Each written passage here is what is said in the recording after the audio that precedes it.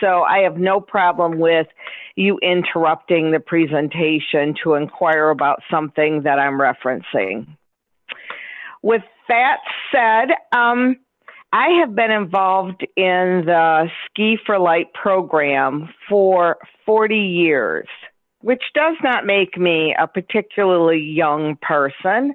I'm 68 years old, and I was first introduced to Ski for Light through our regional program, Michigan Ski for Light, that was organized by Harold Brunvon, who attended the first Ski for Light, he and his son Dick Brunvon, in 1975, which was the first Ski for Light in Summit, Colorado. We used to ski at our local county park here, Lake Lansing Park North, on a weekly basis in the winter when we used to get regular snow. Now we don't, so we're not able to do that, and the Michigan Ski for Light program is pretty much limited to a weekend activity, the third weekend in January, up at the McMillan Conference Center, which is a state conference center in Roscommon, Michigan. So that's how I first became involved in Ski for Light. I had never cross-country skied in my life before, and I was not quite 30 yet when I started. And so I really enjoyed it. I didn't have a positive outlook on winter because I wasn't really engaged in fun winter activities. So I skied with the Michigan Ski for Light program for about 3 years before I went to the international event. The first event I went to was in Telemark, Wisconsin, the home of the Birkebeiner. And I'm not a good enough skier to ski the Birkie, but I keep plodding away at it, and I do love cross-country skiing. So I've been attending Ski for Light now, as I said, for 30 years. I was involved organizationally. I was on the board of Ski for Light for 17 years. I held a lot of event jobs. I was on the executive team for 4 years. As a delegate at large, and I was selected to attend the Ritteren in Norway, the annual Knights race in Norway in April in 1990. I received the President's Award for some of the organizational work I did with Ski for Light. And that, coupled with the ski week that we enjoy every year at a different spot in the United States, has always made my life richer and provided me wonderful opportunities for growth and engagement. So I have loved Ski for Light ever since I was introduced to it some 40 years ago. Last year, in February, I think the event was held February 9th through 16th, right before the coronavirus, right before the pandemic seriously kicked in. We were in Casper, Wyoming, and it was the first time we went to Wyoming. We've been, we've been out east a number of times. We've been to New Hampshire twice. We've been to Vermont. We tried to go to Lake Placid, but didn't have snow. That was the only time the event was canceled, was in 1984 for lack of snow. We've been to Michigan 3 or 4 times. We've been out west. We've been to Colorado many times. We've been to Montana. So we try to take the event to new venues as we're able. And we have a site selection committee which explores different possible venues for our event. And we try to plan 2 or 3 years ahead of time. So we planned a couple years ahead. I think there was a site visit in 2019 to visit Casper, Wyoming.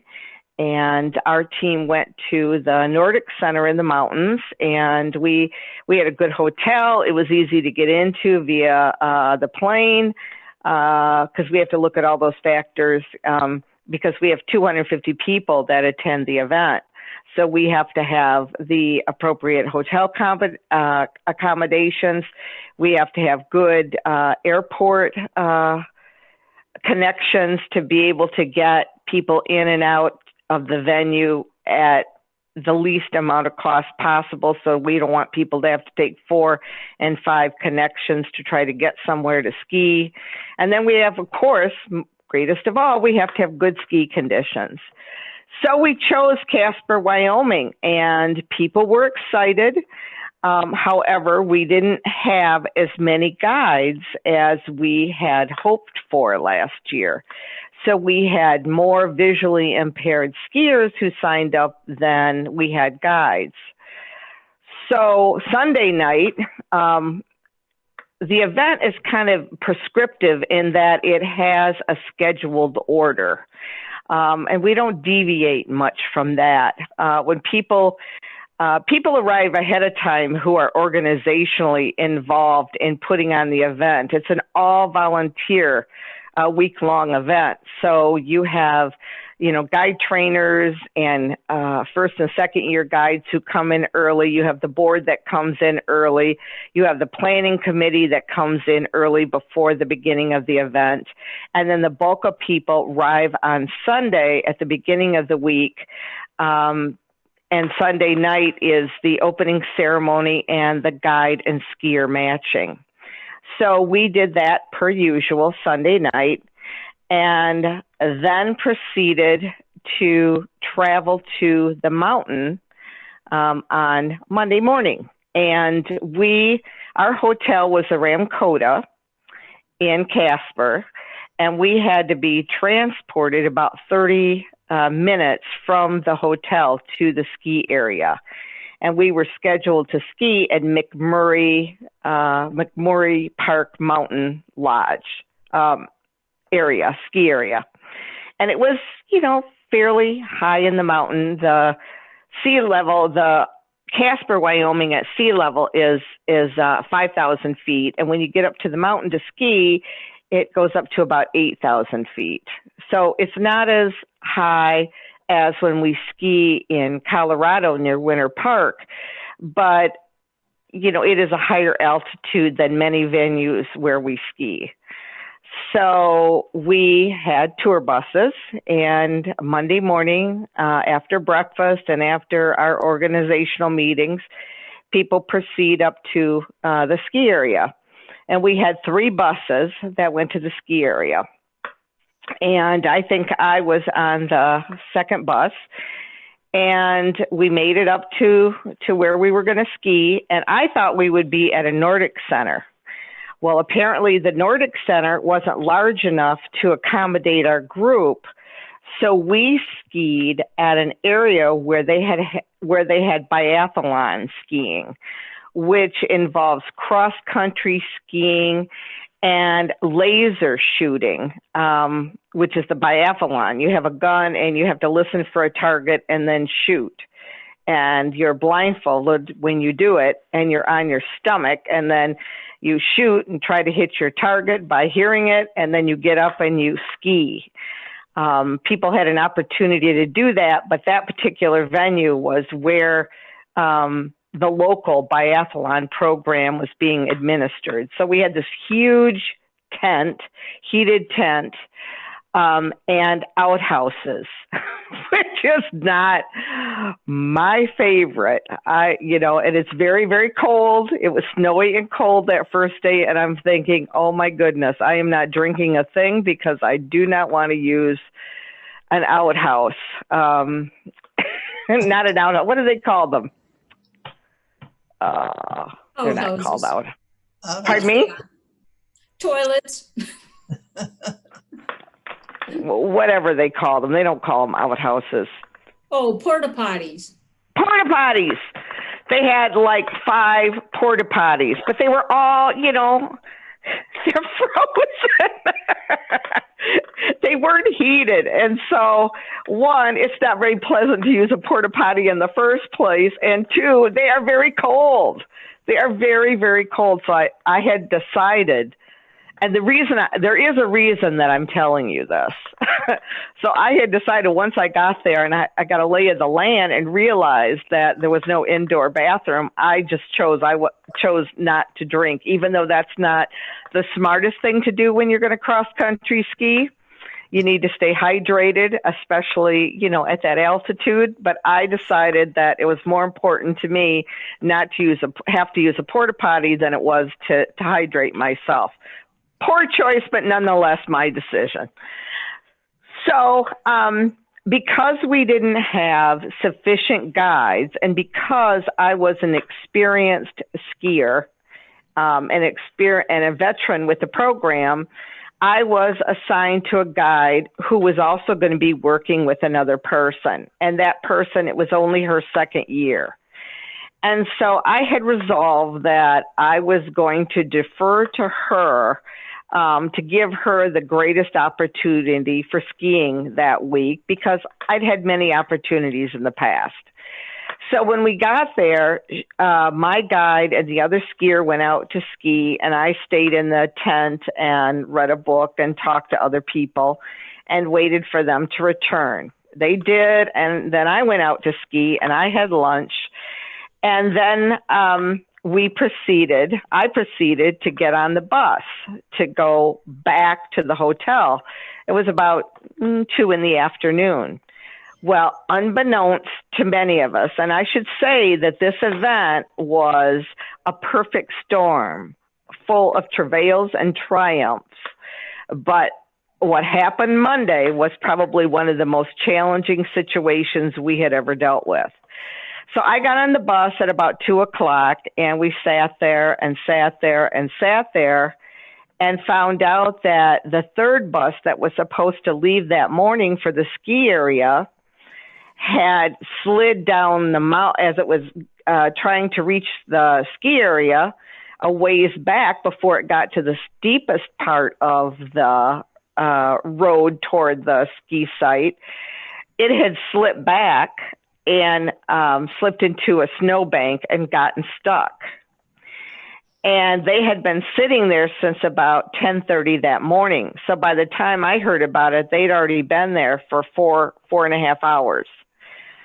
And the bus that had left the ski area at the top, as it was going down, it slipped and it got stuck in the snow trying to get down the mountain. Well, as the local community was being alerted to this situation, a Casper welcome vehicle approached the two buses and slid into the first bus, and it got stuck. So the sheriff's department was deployed. He reached the area, and he slid into the vehicle that had slid into the bus. So it completely closed the path, so nobody was getting in or getting out. And unbeknownst to us, at the top of the ski hill, we were sitting on this bus waiting to go, not realizing what had happened. And we sat there so long that our bus ran out of gas. So we had to go back into the tent. And so there were private vehicles that were coming from the hotel area to rescue people on the first bus who got stuck to take them down the mountain.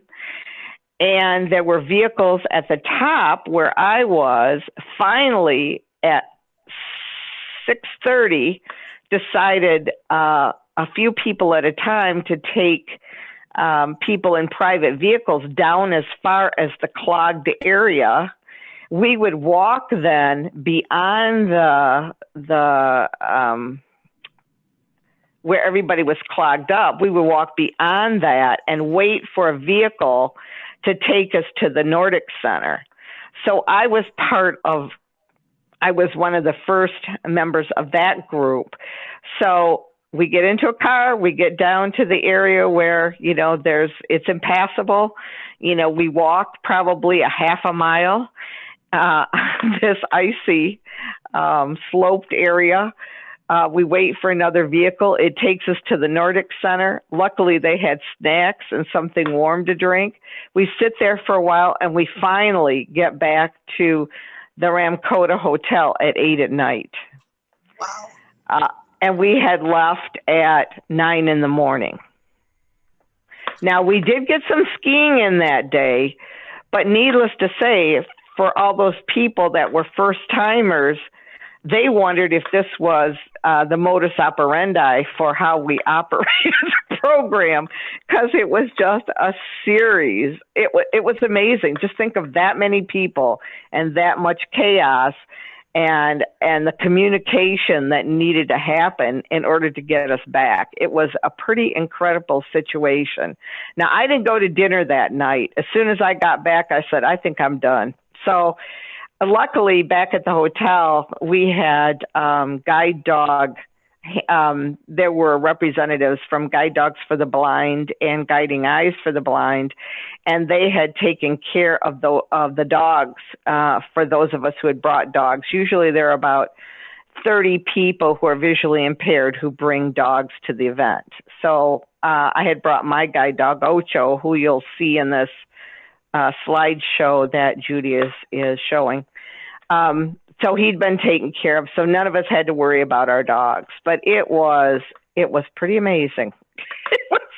It was pretty amazing. I mean, you couldn't have scripted it any better than what happened. So that was how we started the week. And Tuesday, people were a bit reticent about going back to the mountain. And I think some people did, and one of the buses couldn't make it. And I did go, but I wasn't able to ski because it became too windy. It was much too cold. The wind chill it went way down, and it got very, very windy. The ski conditions were good on the 5K. We had a 5K loop, and we had a 10K loop. And what we didn't realize for the 10K loop, which we originally hadn't planned to ski on, is that it was a black diamond course, and it was straight up and down. And while we have very adept advanced skiers, there were many people that weren't advanced enough to do that. So midweek, they had to alter the course to make it more manageable for people because it was too grueling.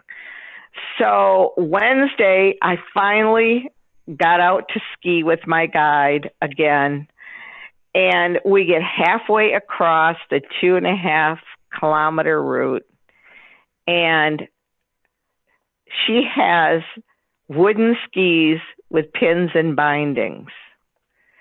And that day, halfway through the course, her ski broke. So we had to walk back to the lodge, and there weren't any guides available. So I wasn't able to ski that day either much. So Thursday, I don't remember. I don't remember if we were able to ski or not. It becomes a bit of a blur. I know I didn't get nearly as much skiing as I had wanted to. I don't recall if I was able to ski on Thursday. Many days it was very windy and there was a lot of snow. Friday, it was too windy and they wouldn't let us up on the mountain.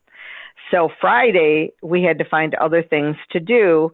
And Ski for Light always plans alternate activities if people aren't able to go out and ski. So we have special interest sessions, and one woman offered kickboxing. One of the local museums that had some interactive trails, a trail museum, people went to that. There was a fossil museum people went to, and there was a multi-level cowboy ranch store where we had all kinds of cowboy boots and hats and belts and clothes. And I'm a shopper, so I was in hog heaven. And I did go to the cowboy store that Friday. That was really very fun because it's not most of what they had wasn't anything we could find here. And I got a great belt, actually. So that was the first 5 days. And then we were able to hold a race rally on Saturday. Well, because my guide was going to work with a second-year skier. So then I was overflow to ski with whomever was available. Well, it turns out that a local gentleman who was a great skier and a pilot skied with me that morning for the rally. And in the rally, the race is a competitive race in which, you win based on competitive time in your category. But the rally is where you ski, and maybe I did do this on Thursday. On Thursday, I guessed how long it would take me to ski the 5K. And then you submit that time. And then on Saturday, you can't pay attention to your ski time, but you ski it, and whoever comes closest to their estimated time wins. And the person I skied with was very, very good. And I was in really good shape because I'd been working with a personal trainer. And I was doing, not leg lifts, but leg stretches. I can't remember what that's called. But anyway, I was very strong. And it turns out that I was within 3 seconds of my estimated time. And so I took first place in my category for the rally, and I was thrilled. And one of the things you will see come across your screen is the Ski for Light award that was given out last year. It looks kind of like a laser cutout of the 3 skiers, a blind skier, a guide, and a sit skier. And it's a metal piece that's slid into a piece of wood. And I think it says Casper on the bottom. So only first place winners in either the competitive or the rally receive that. So I was absolutely thrilled to receive that. Are there any questions about the skiing aspect of it? It was different than usual, but it was nonetheless a very good time. I mean, people grumbled that Monday, but we worked it through, and everybody had a solid time on the trails. Any questions? You can unmute yourself and ask if you have any questions. People might actually have a difficult time unmuting themselves, so I will stop the, okay, now can you see yourself so you can see whether you're unmuting?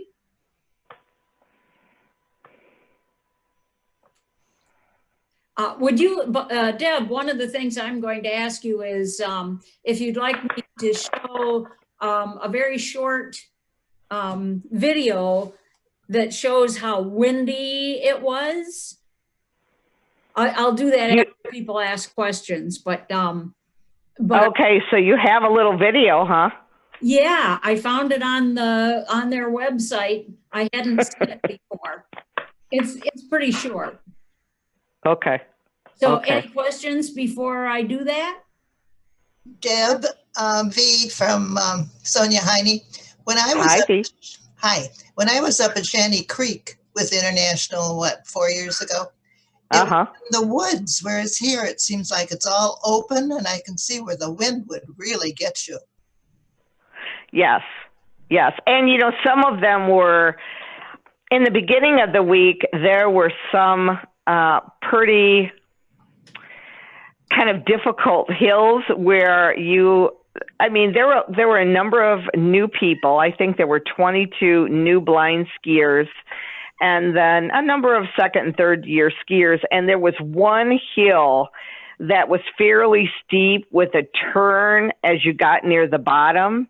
Yeah. And as you're gaining speed and you're relatively new to the sport and you have to make that turn, especially in tracks, because then you got to try to get out of, either got to be really low to maintain that center of gravity and go with those tracks, or you have to be a good snowplower to slow yourself down as you make the turn.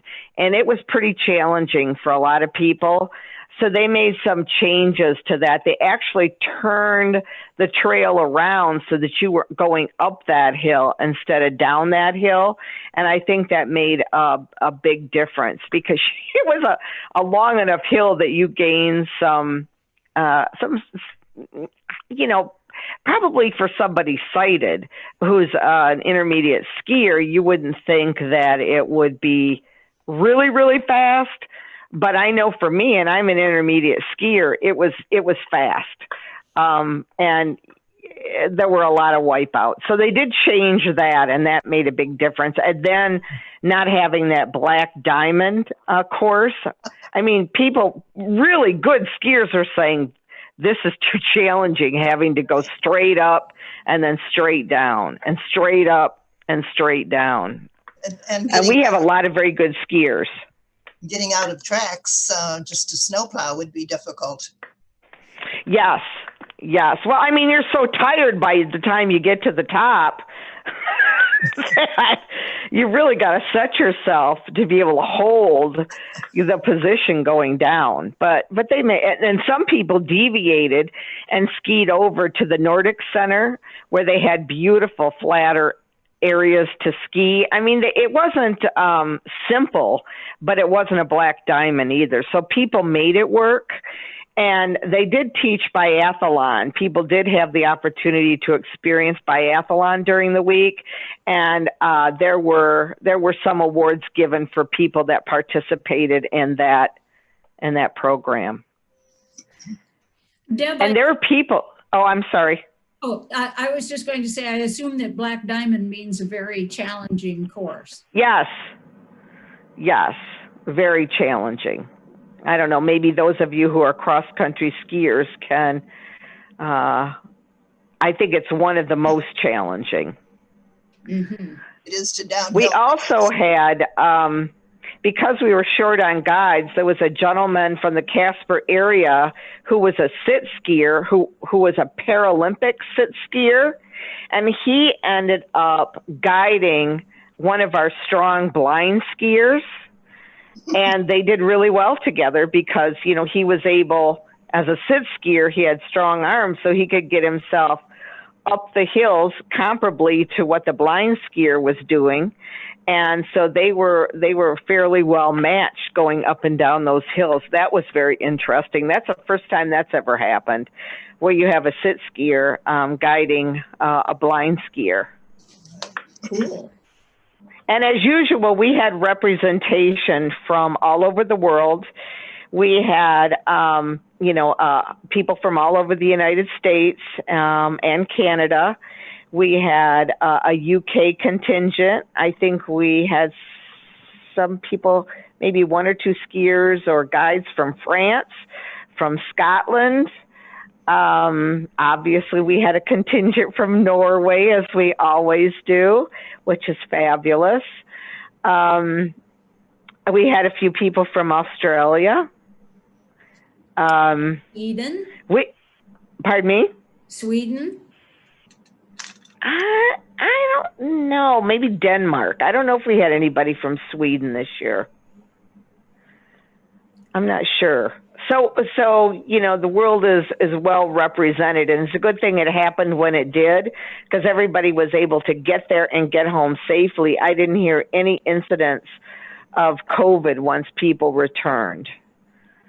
So that was fabulous, but we just made it under the wire because I didn't get home until the 19th of February because I visited my friends in Colorado for a couple days after the event.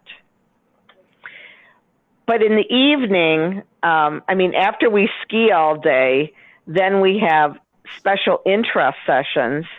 People can sign up to maybe talk about a skill they have, like the woman who was talking about kickboxing. the representatives from the dog guide schools do presentations on being a dog guide user and the training involved with dog guiding. My friend who works for DNR did a presentation about the natural resource programs, the accessible natural resource programs in Michigan.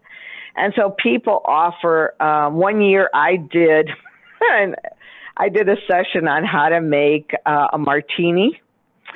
And I brought the shaker, the ice, the vermouth, the vodka, the olives, the pearl, everything, and we were doing that. We have wine tasting. So people sign up for that in advance. Monday night, we do have a social hour before dinner where people wine taste. We had a talent show again this year, which we hadn't had for a couple years. We have people with tremendous talent, amazing talent. One woman sings. She is the Ski for Light Bulletin editor. She is a fabulous soloist. Oh my gosh, I was just shocked. Somebody playing piano and violin, and I mean, we had just incredible talent this year. We had 2 gentlemen from the Casper area. One was a local poet. The other was kind of a folk country western singer who played guitar and sang, and they wove their talents into a show. And they apparently have released a number of albums. I don't know what you call CDs, and they were met with a lot of interest. I mean, that was a fun night that night with how they wove poetry into the music and the music into the poetry. It was fabulous. So we did that one night. We had a couple of dances. We had our banquet on Saturday night. And so other than some of the challenges we had with skiing this year, the week went off pretty well. But that Monday, I mean, we didn't get nearly as much skiing as we wanted. And I meant to finish the story about the porta potties. Since I didn't leave the mountain until like 6:30, I hadn't gone to the bathroom probably since 9 o'clock in the morning. And at 5:30, I had to finally give it up. And I probably could be heard in the porta potty grousing, I don't want to do this. But I did finally have to give up the ghost and use the porta potty. And in the comment afterwards, a survey is sent out to ask you what you liked and didn't like about the week. And I can honestly say I do not like to be in a heated tent. They had a fire in the tent, and it wasn't so heated that it became muddy, but the ice started to melt and it got slippery in areas, and you end up with little slopes, and they put straw down to try to help the situation, and it helps to some extent. The wind felt like it was going to take the tent down a few times. That was kind of scary. The food was okay, but it's not as good as it is when you're at the Nordic Center. They catered it in, and it was okay. But I mean, those things are kind of ancillary to what you're really there for. And what you're there for is to have good snow and ski. And the only sad thing was we didn't get to ski as much as we normally do. But next year, I'm hoping and presuming that we will be back to some normalcy and that we're able to proceed with our event. I'm assuming that we're going to go back to Snow Mountain Ranch, but haven't heard that announced. We are having a virtual event, which anybody can sign up for, the 24th through the 31st of January. And there's still going to be an auction like there always is. And they're going to have some exercise challenges. and some other activities. And so, like I said, already 200 people have signed up for that. And so if any of you are interested, you can always go to the Ski for Light website, which is www.sfl.org, and find out more information about this virtual event. They're going to orchestrate it through Zoom. And so obviously you're doing this, so you could participate in those Zoom activities. And it should be a way, if you have never attended a Ski for Light event, to get a flavor for, although not skiing, what activities we're engaged in, and what the kind of the thrust of who we are and what our emphasis is on. I wanted to begin at the very beginning and say that, it took us a long time to pare down our mission, but our mission, as stated in our website, is the mission of Ski for Light is to enhance the quality of life and independence of visually or mobility impaired adults through a program of cross-country skiing. And that is who we are: skiing, sharing, and learning. And skiing with a guide is akin kind of to having a guide dog. You become one unit. And fortunately, because I have skied with the program for so long, I'm able easily to transition from one guide to another. And I'm pretty flexible about communication, that I can pretty much keep up. Well, not physically, because I'm not that strong a skier, but I can, follow what somebody is saying, and we work out our communication pretty quickly. And it's really a big deal, because without a guide, I wouldn't be able to partake in and neither could anyone else who is totally blind or has a significant amount of visual loss participate in this sport. And it's a fabulous sport. I love cross-country skiing. I wear practically nothing when I cross-country ski. I usually don't wear gloves. I don't wear a hat. I have a light jacket on with maybe one layer, some light pants. I mean, I love that. It takes me very little time to really warm up, and it's a phenomenal feeling, and diagonal striding, and I just love cross-country skiing. I've never been a downhill skier. I don't like that speed, but I like the workouts you get from cross-country skiing and the fluidity of it. To me, it's like summer with a breeze. That's how I see it. Deb, Does anyone? Go ahead. The little video, it's 26 seconds here showing how windy it was. Okay. If I can play that. I think everybody can see it. I'll do this climb. Yeah. Marie, you're on video. Come forward a little bit. Get in the sun. You're in the sun. What'd you guys think of that? Awesome. That was fun.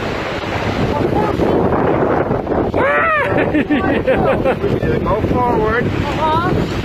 Which drops to the next valley. Then we got to climb it back up. And the racket that you could hear, the sound other than the voices, was, of course, the wind blowing. See their ski pants just jittering in the wind there. That was Marie Puccini from Detroit. I don't know who the guide was. But I recognize her voice. I think it says here, if I can get to the right one. And no, I can't. Not well, anyway, so I won't. Anyway, that was pretty indicative of what it felt like. Yeah, but as I remember in Shanty Creek, oh my goodness. I don't remember if it was, I think it was the first time we were there on race day. Was it on race day or the day before? It snowed really hard and was blowing very hard. And I remember I had to wear a face mask and I had a leopard coat on, and that must have been a very interesting look with a ski mask covering my face and a leopard jacket, hunkered down. So I guess even I get cold. One day they couldn't even go out. Yes, I remember that. Right. Remember when it got very warm there, V? Yes, yes. It was a Tuesday. It went up to like 45 degrees. Oh. And the snow we had gotten a couple days before all melted, and it was a mess. And then it got cold and snowy, and it got very icy. Right. I mean, we had every condition you could think of that week. That was sad. But I think it righted by the end. And Shanty Creek is a nice venue. Yes, yes. Because we went back a couple years later, and I don't think we had that problem. People have participated in one way or another with Ski for Light. I know that people in Askeladden have, and people in Sonja Henie.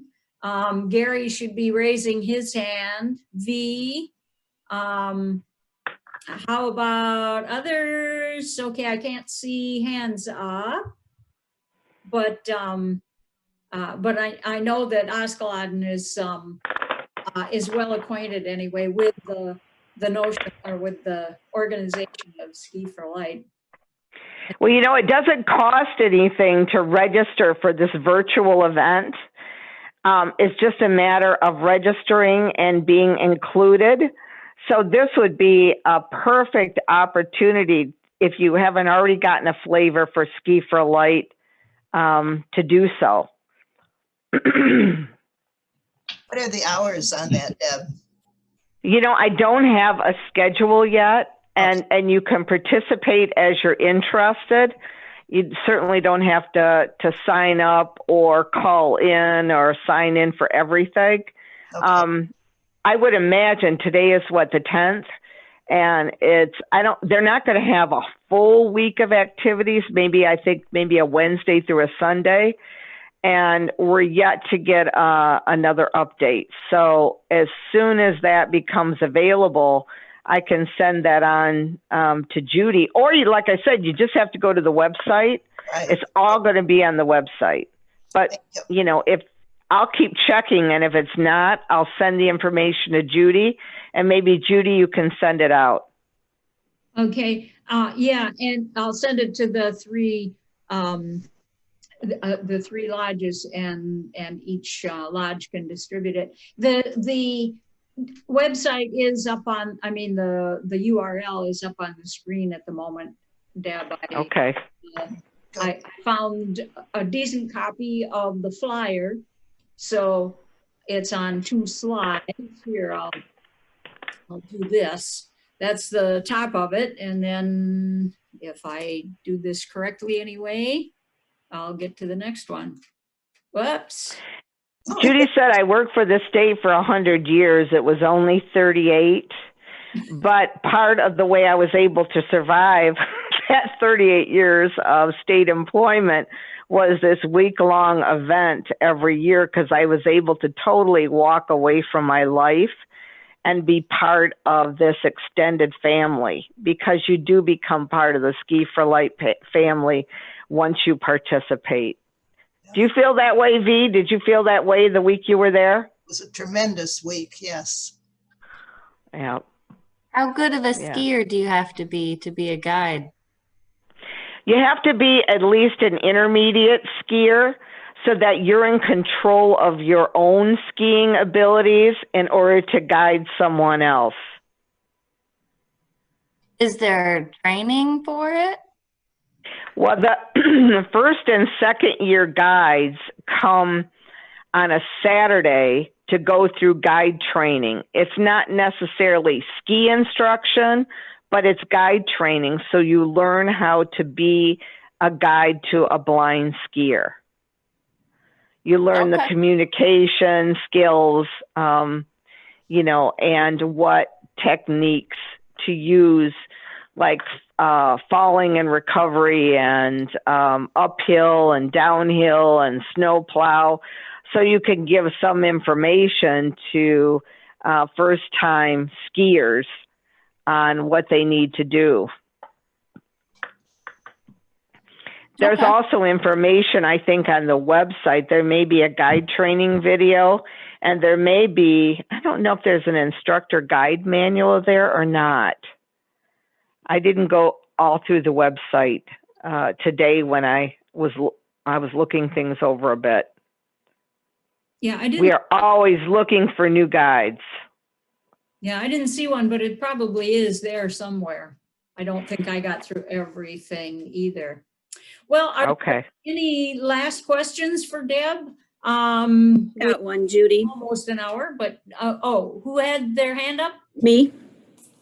Do the skiers, do they rent the skis, or do they have their own skis? How does that normally work?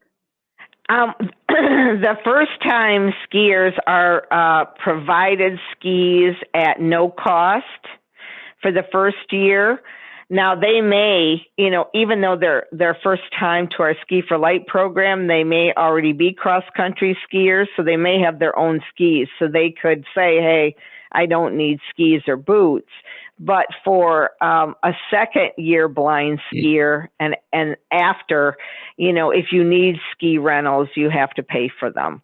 Like I have my own boots, but someone stole my no wax skis, and I have waxables, but I kind of choose not to schlep all that along now. So I just pay whatever they ask for, and I just rent skis when I get there. At a minimal cost. I think it was $50 last time I rented skis for the week. Gail Hadley has a question. So when I ski some, but I get a little terrified on bigger hills, and I can see where I'm going. Like I know I'm going to run into a tree sometimes. When you first started out years ago, what helped you the most to have confidence of what you were doing? When I first started, I still had usable vision. But what you learn, even if you have usable vision, is that you have to listen to your guide. Once, when I was skiing with someone, one of the cardinal rules at Ski for Light is if your guide tells you to sit, you sit. And I was skiing with someone and he told me to sit, and I could see I wasn't going to be in any kind of trouble. So I just kind of rode it out. And apparently there were some corn stalks or something that could have not really hurt me, but impaled me. And he came up to me and he said, when I tell you to sit, you sit. If you're not going to listen to my instruction and sit when I tell you to sit, we're not going to ski together anymore. So that is a cardinal rule. So, but now I don't have any usable vision. And so it's a matter of trust. You develop communication and trust as you go along, just like I do with a guide dog. Every time I get a new guide dog, even though I'm an experienced handler, I have to develop that trust and that sense for how that dog works. We have to work that out together and develop that trust anew every time. And that's the same thing with a guide. You have to work out the communication, you have to establish trust. And once you establish trust, you relax, and then, then I'm not worried. I don't like to go fast, and I may fall down because I scare myself, but it's not because I know there's a tree coming. It's just because I go too fast, and it's like my heart starts pounding, and it's like, I don't like going this fast. And I don't feel that sure of myself, even though I've skied forever, being totally blind and going that fast. I'm not saying this happens to everybody, because obviously it doesn't, but it does for me. And I lost my vision at 40. But, it is trust and communication. Did that answer the question? Yes, that was wonderful. I have a question. How much did it cost you to make the trip to Wyoming for your transportation hotel and meals? I ended up getting a single room, so my week-long cost was more than others, and I'm trying to think if it was $850 or $900. It could have been, I'm going to say $900 to just be on the liberal side, and that was for food and lodging for the week. And then the airfare was separate, but I arranged my airfare early enough and took flights that were early in the morning. And then I came back after the event because I was with friends, that I got a relatively low fare. So I think my airfare was only $300, but that's not typical if you wait a while to, if you wait too long to schedule your flight, then you're going to pay more. So I think our event was in February, and I think I scheduled mine in August or September for my flight. And can skiers in this program get assistance from the headquarters to cover their per diem and travel? First-time blind skiers can get assistance. It's not paid in full, but they can get assistance, and guide stipends can be provided to guides. Again, not for the full amount, but they do have guide stipends available, and it doesn't have to be just for the first year for guides. Because we're always looking for guides to work with blind skiers, and we do it together. But the guides, it's a vacation, but it's also a commitment to work in the program. So for blind skiers, it's limited to the first year. With guides, stipends are available based on financial need anytime they participate. They make a case for it. Okay, thank you. Local lodges You're welcome.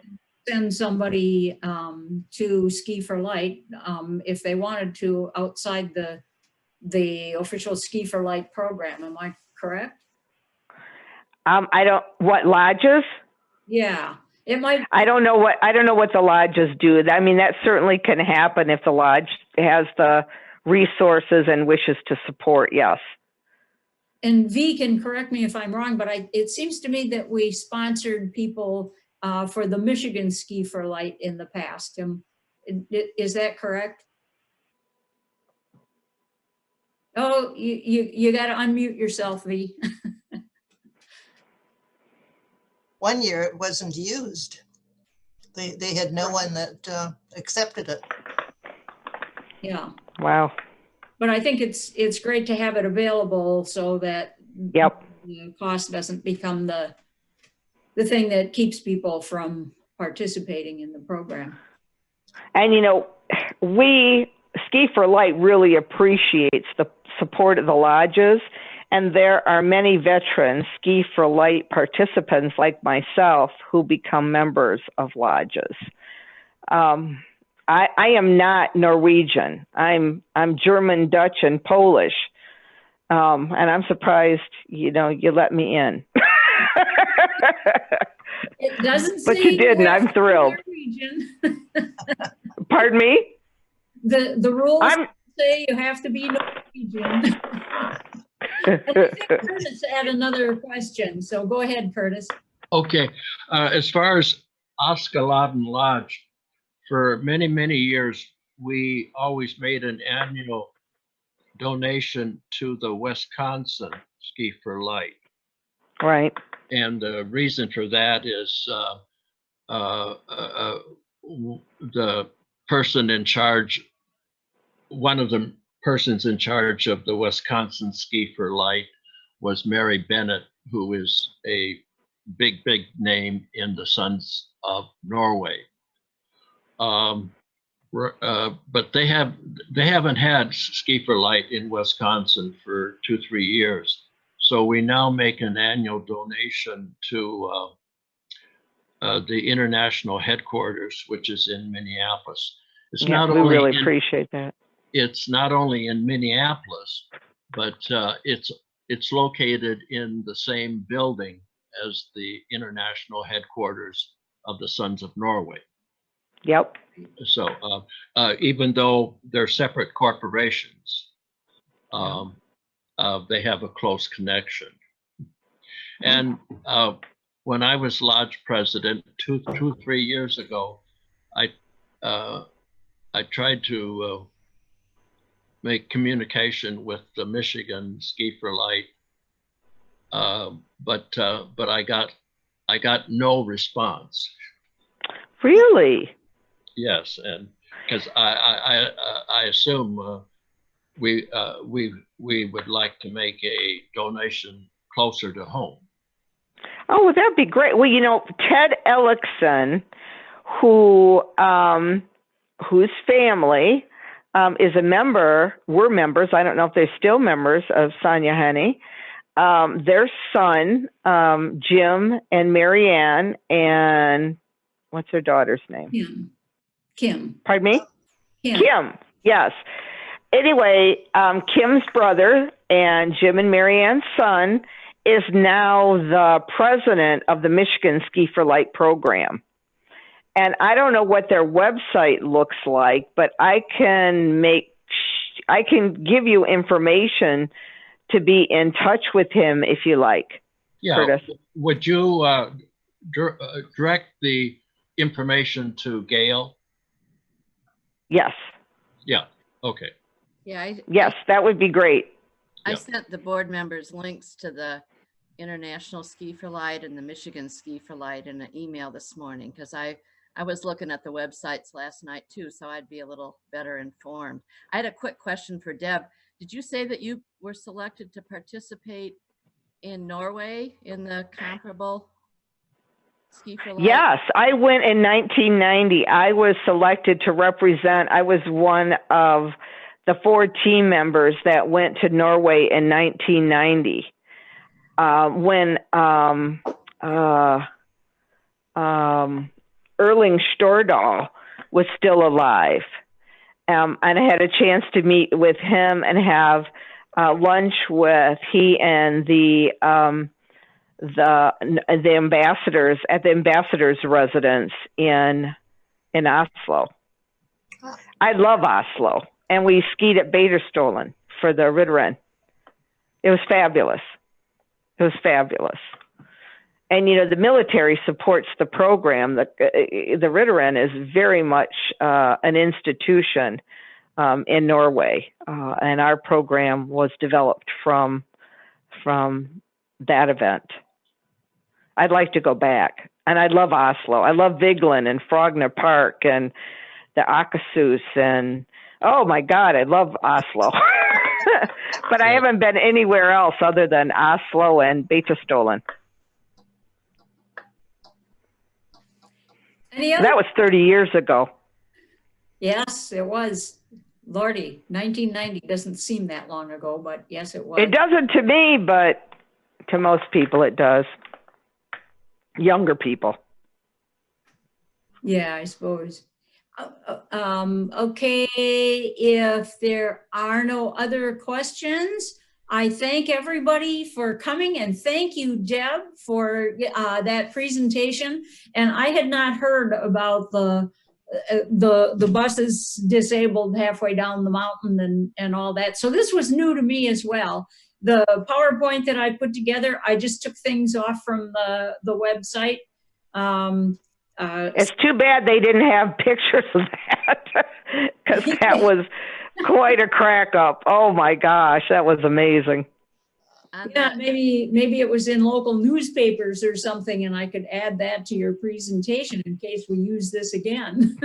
Well, I pulled up a couple news articles, and